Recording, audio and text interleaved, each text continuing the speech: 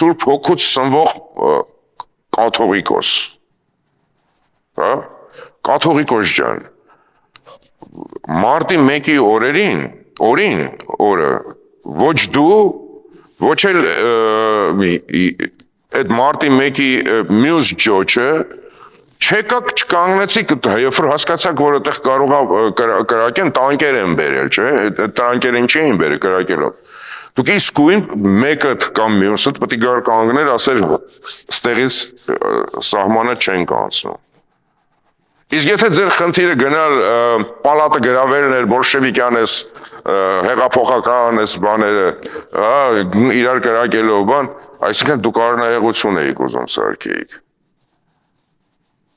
Էլի ով էր ժողով, դուք ձեր պալատներում ու ձեր բներում նստած եք, ձեր